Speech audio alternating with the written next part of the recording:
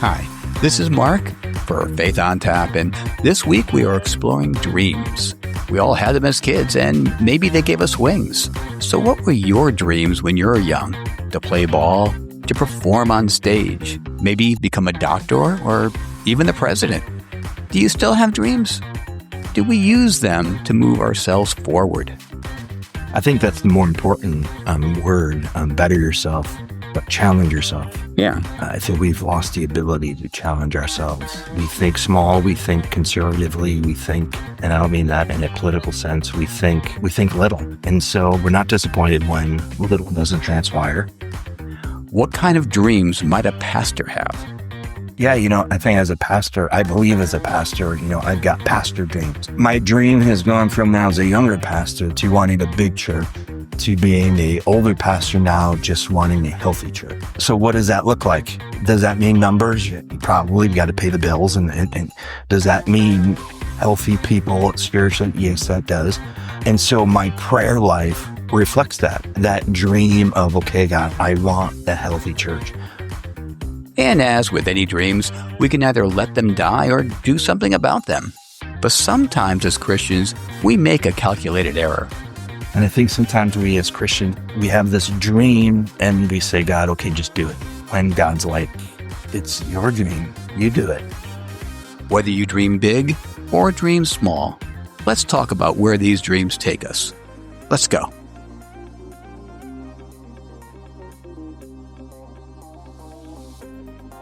So we are here at Counterweight Brewery again in Cheshire. Where it all began. Explain why it all began here.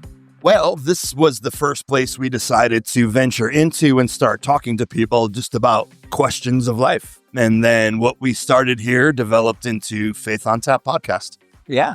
And you were excited that a few weeks ago we hit over 1,000. We hit 1,000 downloads, which is a milestone. We got a badge or something from Podbean. Yeah. Several $100,000, I think, in cash. Yes. Oh, you don't know about that, but yeah. Well, I didn't think you guys. No. I was just joking. No, there's no money involved. I'm not sure what you're talking about. Anyway, we were, first of all, depressed. There's no food truck. I found that they turned this place into a little bit of a restaurant as well. I had a smash burger Swiss mushroom, I guess. $18 for a hamburger. 2 smashed patties, though. Yeah, they were 2 really smashed patties. They're good. They're very good. They're nice fries. I get so mad. I think about 10 years ago, I told them when I paid $12 for a hamburger, they would be laughing at me. And now $18, no problem. We used to feed our whole family for $18. When I was your age. Anyway. Liz, what did you have? I had some chicken fingers, which are actually cooked very, very nicely. But the star of the show is I went up to get some additional sauce. I said, surprise me. And he gave me this very hot aioli sauce. And he goes, this is our in-house go-to sauce. Tell me what you think. And it was incredible. It's like, was it hot? Did you tell him what you think? I went back and I said, I got to tell you, that was banging. That was so yummy. Very good. You had this, what I had. I did. But I switched things up a little bit. I went with just a regular mayonnaise and not the lemon dripped garlic. Wow, that's zucchini. so bold. That is a bold move, Dennis. I know. Very impressed. So I won't be paying for it later, which is good. No sweat on the forehead, so I'm good to go. Lemon and garlic make you sweat. Well, the garlic would. Okay, enough of that. We are having a fun question, more a depressing question, actually. What's a dream that you've given up on, and what have you replaced it with? I've got a number of questions. I know, Liz, you said, let's go with that one. What were your thoughts on that? Well, I think when we're young, right before we're thinking about college, we have all these dreams and these big visions. And then life kind of hits you right upside the head. And then you have to often make these pretty bold choices very quickly and change direction. For most of us, it's probably a good thing because maybe you would be a terrible circus performer and you might not have got that horse, So I think it's kind of really cool when you think about it, because I bet a lot of people will say, I'm so glad that my dreams of doing X, Y, or Z got shifted. So you think you're going to get some nice, profound answers today? I'm kind of really excited about it. Yeah. Dennis? I think this might be a stumper for a lot of people. I'm not sure people like to hang on to dreams that haven't come true, and so they forget and they trash, they throw it away. Or it wasn't a dream at all. It was just, I think the jury's still out for me on this one, where it will land. It's a very vulnerable question, and I'm not sure people would be willing to be that vulnerable in front of a stranger, but let's hope so. You've been with us for 35 episodes. I've picked up on a pattern of people just saying everything. Yeah, but you talk to nice ladies. I talk to old grizzly guys that don't like sharing these things. So we buy could storage lockers. Yeah. We will do a tally at some point and find out how exactly true that is. Anyway, let's hope we get some profound thoughts. Let's see what they have to say.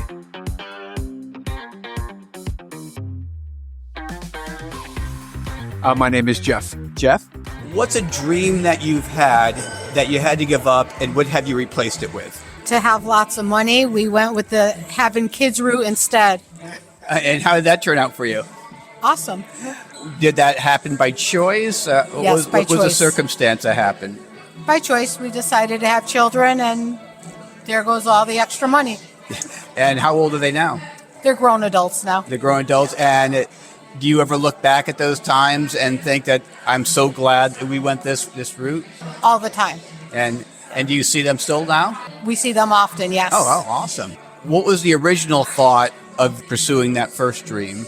What would you have done with it? Travel, have a big house, but Okay. those aren't important things in the end. Family, love. Family was definitely more important. Nice. Willing nice. to go without to have kids and our grown adult children and now grandchildren over material things. How old are your grandchildren? 1 month. Oh, congratulations. Thank you. We're Twins. Oh, twins. We're 2 months away from having our third grandchild, so that's nice. I've been pretty satisfied with all the things that have happened in my life. So. Well, that's a good thing, too.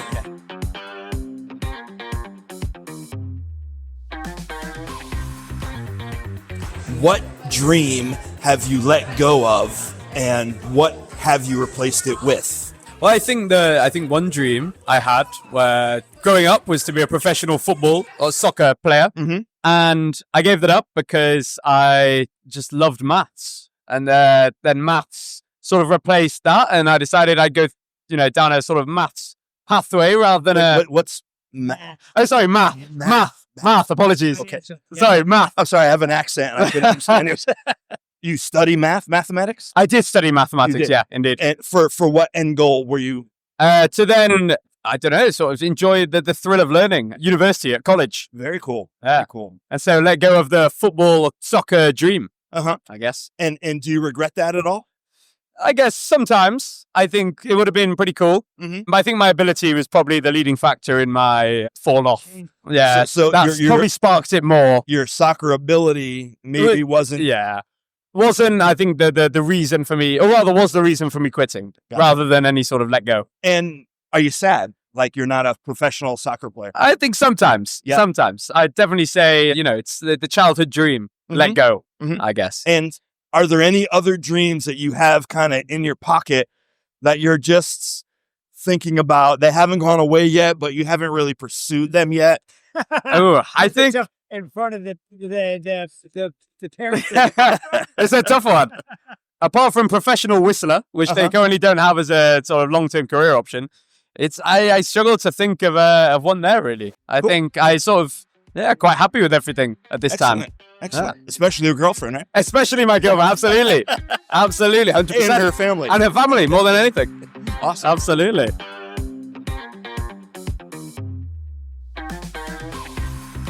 What dream did you have that you've let go of, and what have you, if any, replaced it with? I'll tell you. All right. Oh, yeah.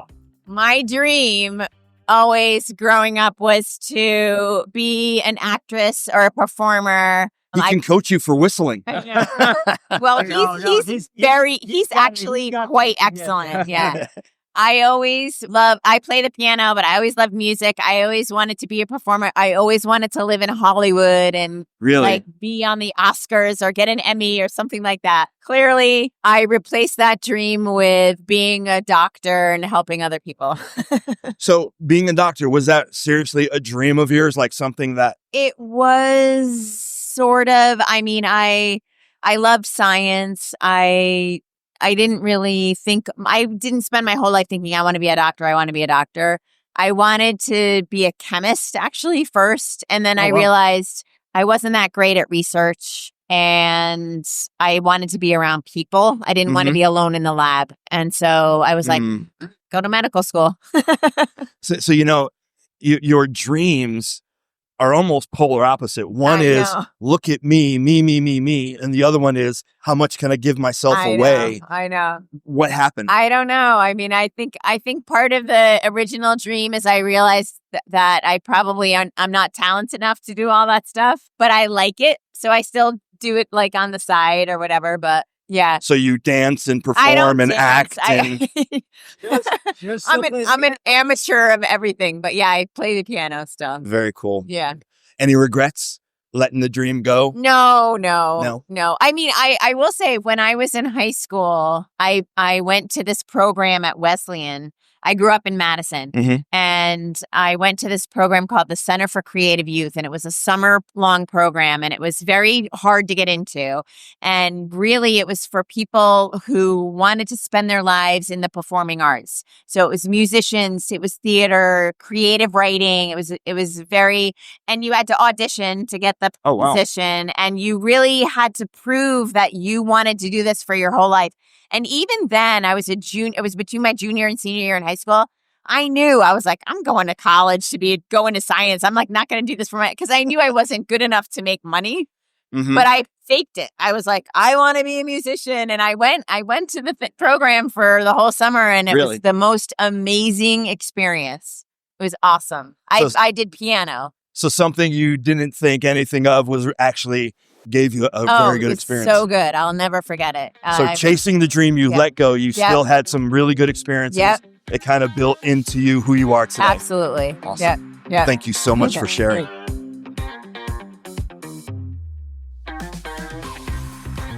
What dream have you given up on? I wanted to be Olympic skier.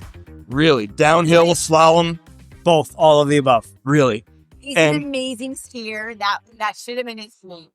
So that was your dream. For how long was that your dream? Years. Really? Since 1976. And you trained for it? How old are you? I'll be 60 this year. Okay, so you remember Innsbruck, Austria, Franz Klammer? Yeah. Franz Klammer, 1976, Olympic downhill champion. From that point on, I wanted to be an Olympic skier. Now, did you pursue that? No, yes. I've skied all my life. I loved it. Never super competed in it. What was the moment where you realized maybe I'm not going to be Olympic skier? I'm 5'6.5", 150 pounds. That's probably not the MO for a Olympic skier. Really? Yeah. And what did you replace that dream with?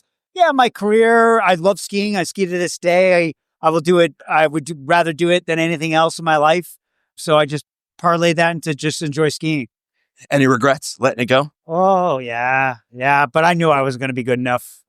Yeah, I'm not, I don't have the genetics for it. So what would be the biggest regret, you think? Just not competing. Marrying a non-skier. Marry someone who likes the sunshine and warm, the beach. But the girls do ski. So, do they? And so does my wife. She does too. And she does a beautiful job. So awesome. Yeah. Hey, thank you guys so much for stopping in.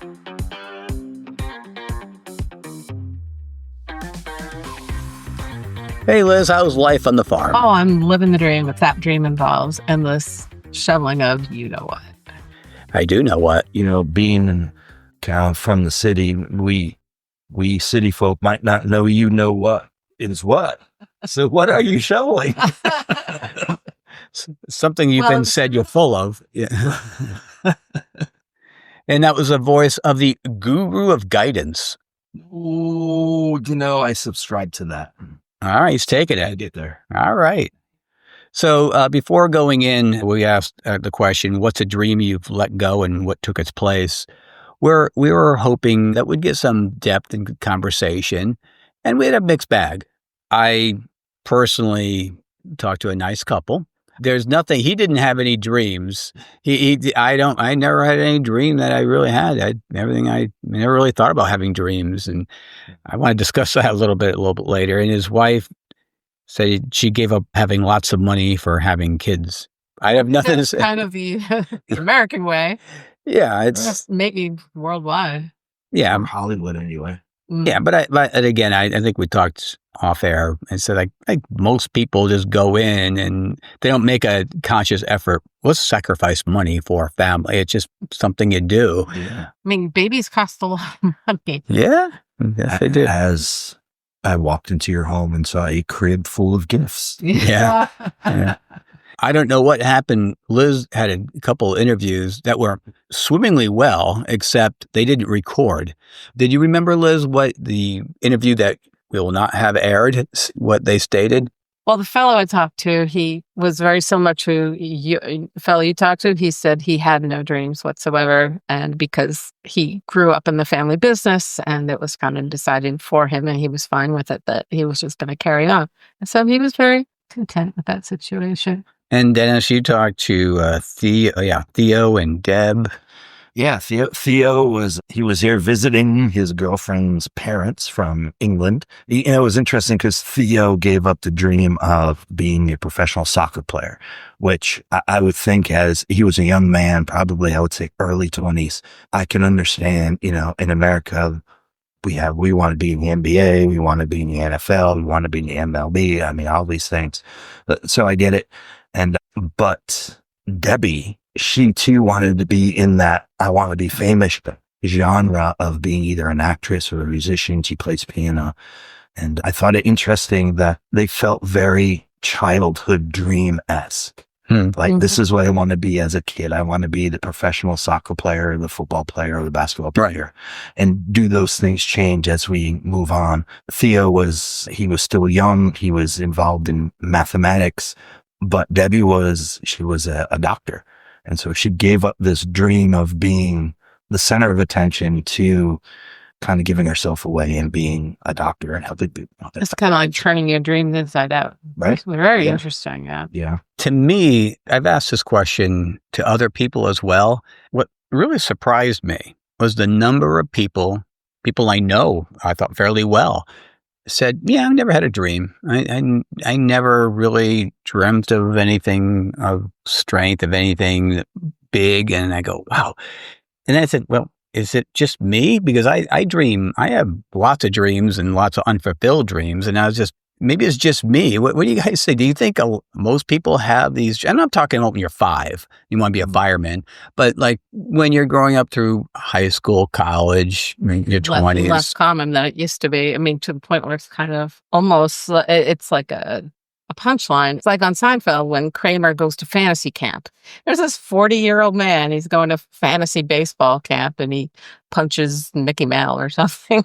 He's like that. And he said it was a punchline that someone would have that kind of dream. I think you're right. We've lost the ability to dream, and therefore I think we've limited ourselves to, as a species, if I can talk that man, to mediocrity in most of us. I mean, Steve Jobs dreamt, Bill Gates dreamt, whether good or evil, they pursued it. And I'm not sure we've instilled the pursuit of dreams with our culture these days. I'm wondering whether the millennial generation of, all the ties, everyone wins type stuff. And if you dreamt something, it didn't come true, then you would lose. I'm just wondering if that's part of it, because to this day, I still have dreams. I want to do A, B, C, D, etc. Am I right in thinking that when you have dreams, you're aspiring to better yourself? So if you never challenge yourself with a dream. I think that's the more important word, better yourself. But challenge yourself. Yeah. I think we've lost the ability to challenge ourselves. We think small, we think conservatively, we think, and I don't mean that in a political sense, we think little. And so we're not disappointed when little doesn't transpire, or we're not overly energetic and or excited when little transpires. It seems that way. And again, without being a psychologist, I'm wondering if what part of society has brought us to that point? Is it, you have an idea? Well, I do have an idea.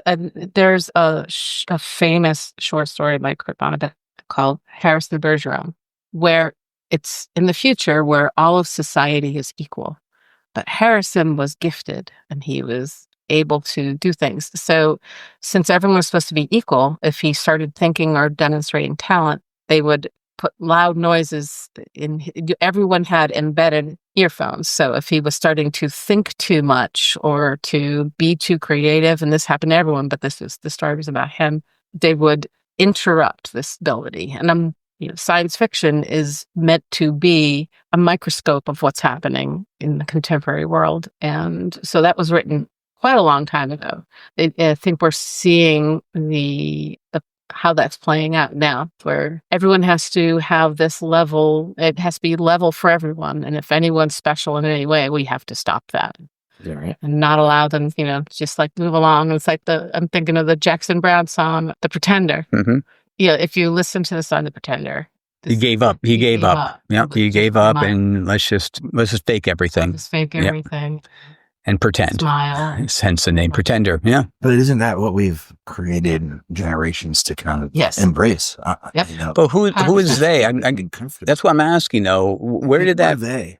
But in a way. But I think we're the product, and we just I don't see anything in my personal life where I've taught my children or my students to not dream big. I don't know. I don't know if it's... I think for me, in that example, my teaching of my children was I didn't dream big enough. Okay. If it comes down to it, I didn't teach them against their dreams. I want them to be realistic. Like, Megan was never going to become a WNBA center, because she's just not tall enough. It's that kind of perspective. Mm-hmm. But I'm wondering if I taught them to think conservatively by my not thinking big. And then voicing that, hey, I got this big idea. Let's work towards it. And obviously, it's going to be a reflection of what they see in you, not actually what you say. Right. Yeah, I'm not saying us specifically, but yeah, I don't know. It's really, it made me sad when I'm talking to people, but there's people my age, people younger than me saying, yeah, I never really had a dream. It's like, Yeah. So bring it to like a spiritual level. I guess I could ask, when we pray, do you think our prayer life reflects these dreams? I still dream. In my prayer life, I pray about those dreams still, fulfilling God's will, et cetera, because I would hope there'd be a connection between my dreams, my spiritual life, and a connection between the two. Yeah, I think as a pastor, I've got pastor dreams. My dream has gone from now as a younger pastor to wanting a big church to being the older pastor now just wanting a healthy church. So what does that look like? Does that mean numbers? You probably got to pay the bills. And does that mean healthy people spiritually? Yes, that does. And so my prayer life reflects that dream of, okay, God, I want a healthy church. I'm not sure a healthy church is attainable, but they're in line and define what a healthy church is. Right. Well, good luck with that. But, But you dream still. My dream and my prayer is reflective of that dream. Mm-hmm. What happens when we get to the point when we realize that our dreams are not going to be fulfilled? It's just not going to happen. Do we still trust in God's sovereignty during that time? I think that's when we have to. And you think of all the times that these biblical characters were on a particular path, and they had to pivot pretty hard because it was clearly not going to happen. Like Balaam, he had a plan. I'm definitely going to pray against the Israelites there. And I can use this word, and ass corrected him. Yeah. Lots of times. And then you think of Joseph, I'm going to rule over my brothers. I'm going to rule over my parents. It's going to be grand. And God said, slow down there, pal. We have to deal with your ego at this point. And for Joseph, it was literally a dream. Yes. And it was a God-given dream that these people will bow down to, that somehow you'll be in leadership over them. And like you say, God was like, okay, Joe, we got things to work on. Yes. Clearly, this 19-year-old was a little bit of a punk and needed A little bit, yeah. Yeah, like When you're sold into slavery, I think your punkness has. yeah. When you're reading the story and you go, yeah, it's about right. He's just lucky he's not dead. Yeah, exactly. Caught a beating of Moses. Yeah, and we could go on and on with a bunch of different characters. Well, let's bring it back most personal, though, because that point in your life when you realize, this is not going to happen, you're going to be sad. And if you're not, there's something wrong with you. So that transition, I don't think many people said, everything that I've been praying for the last 30 years has gone to heck. But you know what? I'm so happy that God gave me that opportunity. There's going to be that time where we're going to be upset. But I guess the question, I guess maybe spiritual maturity is how quick can you respond to, yes, but this is God's sovereign will because he has something bigger for us. That's the correct way we should be thinking. But obviously, being human, we think, because a lot of people think, and me included, I know this has to be God's will. Why would it not be God's will? A, B, C, D. And then it all falls apart. You go, wow, that hurt. That hurt, yeah. And so you're picking up the pieces. And as a Christian, at least, we do realize God's sovereign. He loves us. He has a plan. We misinterpreted his plan or whatever happened. What about the non-Christian whose dreams are shattered? That's what drugs and alcohol are for one. Yeah. It's true. I think of stories I've heard out of Hollywood. Jim Carrey, and I could be wrong, but there were a couple stars that I heard that they wrote themselves like $1 million check and put it in their wallet and that was their dream, that someday they would be able to have like $1 million to. Sometimes we Christians, we have dreams and we sit back on our haunches and expect God to then produce for us what we're dreaming because we're Christians and God loves us most.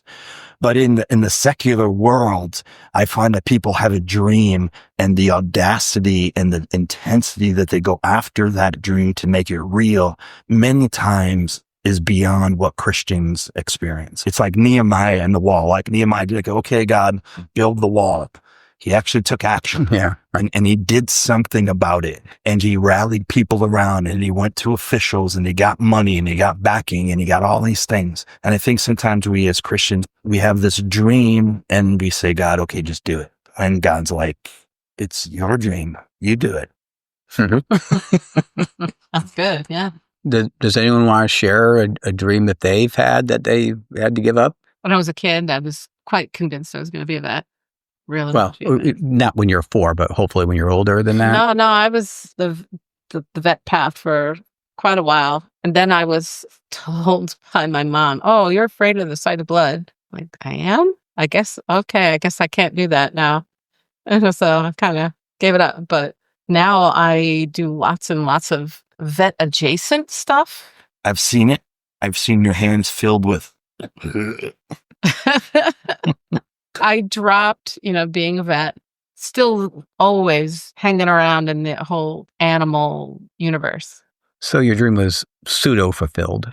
Well, it's vet adjacent, and I get to do things in with that same level of, I take it very seriously, and I do take it as professional as I can, for something that's just been a little bit of a side hustle.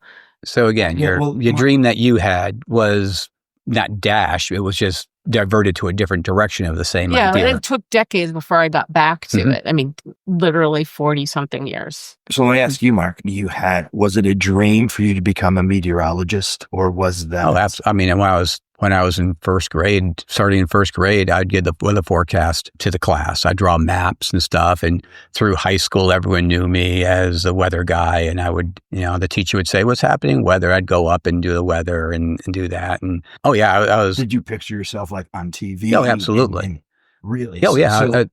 As absolutely. I mean, I went to school for meteorology. When I graduated, I got married right after graduation, and I had a job for working with 100 radio stations in Baltimore. So at the honeymoon, and during the honeymoon, I called up and asked, so when do I start? And my boss started crying. And I said, this is not going to go well here. So apparently the job that I had lined up, everything went to heck. there was no job for me, I said, well, I'm a meteorologist. And then, I wanted to be an on-air meteorologist. So I went to the Connecticut School of Broadcasting and then I was a disc jockey to get the communications and get my feet wet.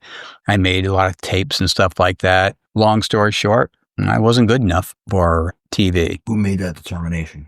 Everyone who said no. That was a big switcheroo. But again, I ended up doing the teaching thing from there. That's very Joseph-esque, biblical Joseph-esque. Like you had this dream. Joseph's dreams were like crashed a couple of times, sold in slavery and then put into prison. Like you were on that trajectory. And then people told you, yeah, not so much. Like what did that do to you? Yeah, obviously a blow to the ego, but they're professionals and I wasn't, and they were right. And did it cause you to dream differently? Yeah, I changed the direction of my dreams. I mean, like overall, like I did willing to risk it. Oh, I still do all the time. Looking back at my history, the fact that led me into teaching, and teaching led to a lot of God situations that helped a lot of people. I look back at that and I see God had his hand. I needed my science degree to do the teaching that I did. So I see where that comes in. It was a dream that God still used part of that. And to this day, I still have dreams. I still pray that he can, make those situations real, et cetera, et cetera. And I'm still waiting for some of them. So your dream didn't come to fruition, but you've affected students, people for 30 years, close to 30 years? Yeah, over 30 years. Was it your dream that was insufficient and or wrong, or was it the dream that led you into teaching? Depends what perspective you're looking at. In God's perspective, I believe he utilized my passion for the sciences, and whether it's specifically to take the classes in physics and astronomy, meteorology, so I can be able to teach those subjects to students and give them passion, et cetera. So, and it was the last thing on my mind ever to be a teacher, because teachers were pretty much losers. So yeah, it was never my intention to do that. That's what God wanted. And so looking back from Mark sitting here today, regrets. Do you regret not becoming that voice of Channel 8 News? No, it can't be a regret if I made an attempt to try. I would have regret if you know what, I'm not going to try. I'm not good enough. I gave it my all. I mean, I still have the tapes that I made back then. I went on interviews and stuff like that. So no, I don't regret that, because I gave it a shot. I would regret it if I never tried. So. In closing, I guess it's funny because I had this question down. You kind of went there. So my question was, how does God use broken dreams to draw us closer to him? Yeah, microphone drop. Boom. Yeah. So yeah, I mean, he uses those broken dreams to give us those areas of resetting and relying on him. Again, without being a Christian, then it's very depressing. This is what my dream is, and now I have no idea why I'm not doing that dream. What's the point of it anymore? That would be without God, unless you're strong enough so the universe had other plans for me, or what have you. Feels like a cop-out. Well, in my opinion, well, yeah. The other option is that nothing cares and life is meaningless, and we're just a bunch of random cells that just happen to have life. Yeah. Mine just have to be randomly good looking, but those are dreams that not always get fulfilled, but yeah. On that note, have a great day. Yeah. Tune in next episode when you'll hear Dennis say, I don't want people to know I donate $7,000 a week to poor orphans.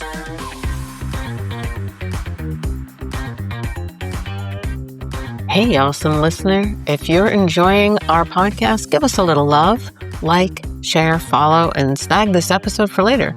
It's the easiest way to keep the good times rolling and make our day. You're the best. Thank you.